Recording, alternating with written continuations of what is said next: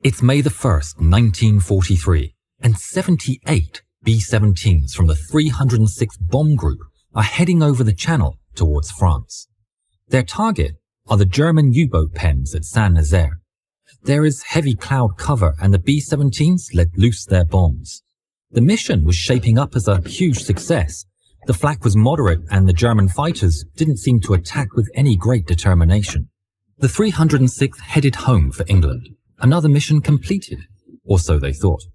In a B-17F number 649, on his first mission was ball turret gunner Sergeant Maynard H. Smith. At 5'4", Smith was not a tall man, which was an essential requirement for a ball turret gunner. B-17 crews had a mortality rate of 30%, but for ball turret gunners, it was 60%, although that didn't buy any favors with the rest of the crew. Known to the other crewmen as Snuffy after a grumpy comic strip character named Snuffy Smith, he was not well liked amongst the men. For Smith, the feeling was mutual, who said of the other airmen that they were people that I had no interest in, but was forced to associate with simply because I was in the army. In the early afternoon, the lead navigator of the B-17s took the formation down to around 2,000 feet, or just over 600 meters, over what he thought was the coast of England. But to the surprise of the American planes, lights flashed below them, and all of a sudden, they realized that they're under attack. The Germans have let loose with everything they have, anti-aircraft guns as well as artillery and even small arms fire. It's a disaster, as the B-17s are repeatedly hit. Due to what's thought as a faulty compass, this isn't England, it's occupied France, and now the bombers are directly over the city of Brest, one of the most heavily defended cities in control of the Germans. These are flying fortresses, but even a fortress can only take so much punishment, and it's not long before one of the planes goes down. Then another.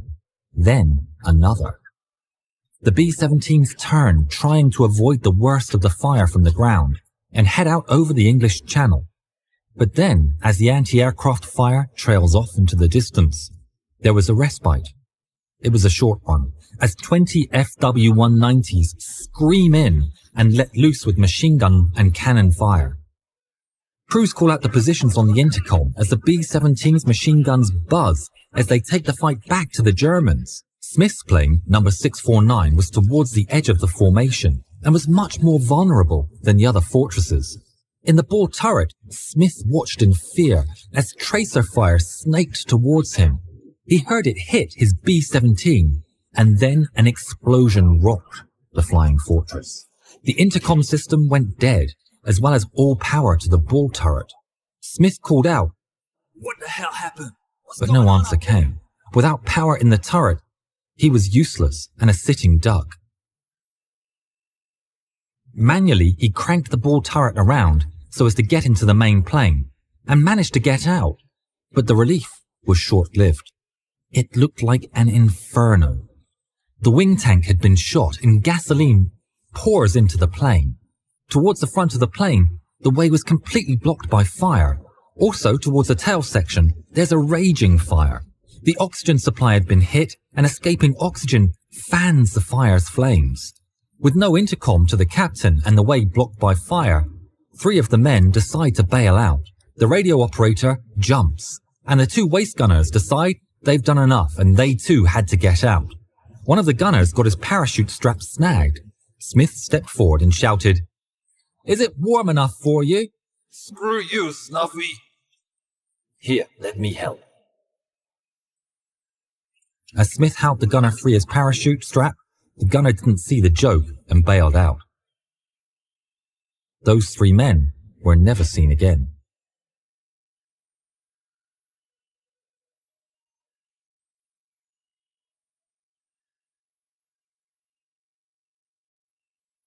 Smith was small, but he was tough and determined. With the incredible heat of the fire, he wrapped some cloth around his head, grabbed a fire extinguisher, and set to work tackling the flames towards the rear of the plane. Battling against the heat and through the flames, he could make out the tail gunner, Roy Gibson, crawling towards him. Gibson had been badly hit. Giving the man first aid, Smith realized that Gibson's lung had been punctured. In severe pain, Gibson weakly asked Smith. Can you see England yet? Smith looked out of the hole in the plane. There was just sea. We're almost home. Grabbing the extinguisher, Smith then went on to tackle the fire at the front of the plane.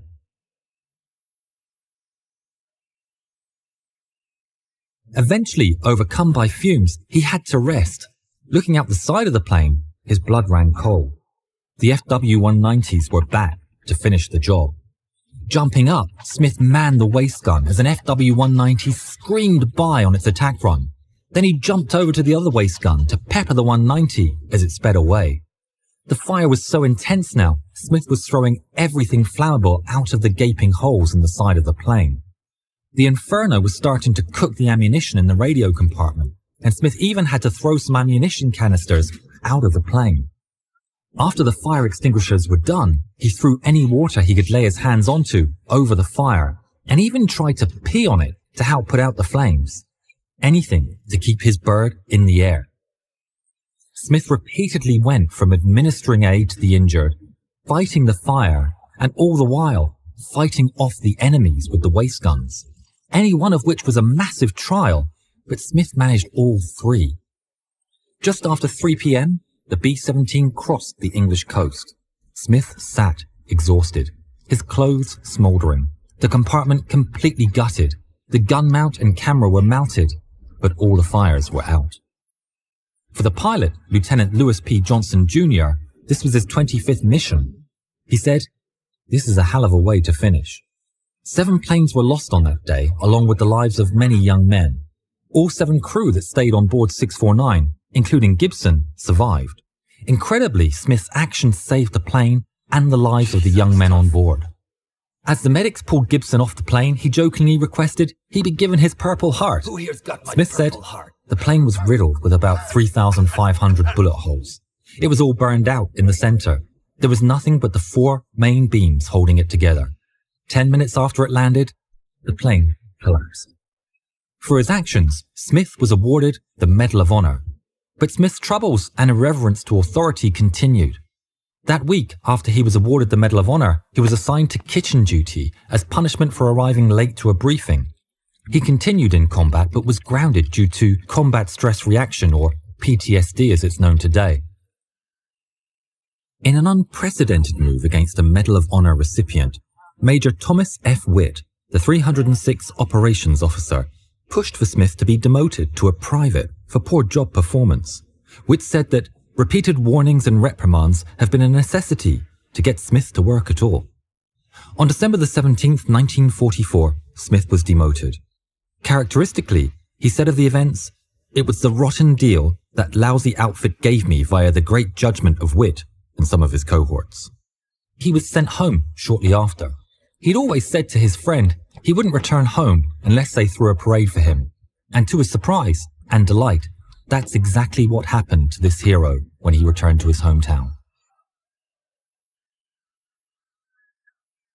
If you haven't yet, please subscribe to the channel and please watch more videos of ours. Thank you.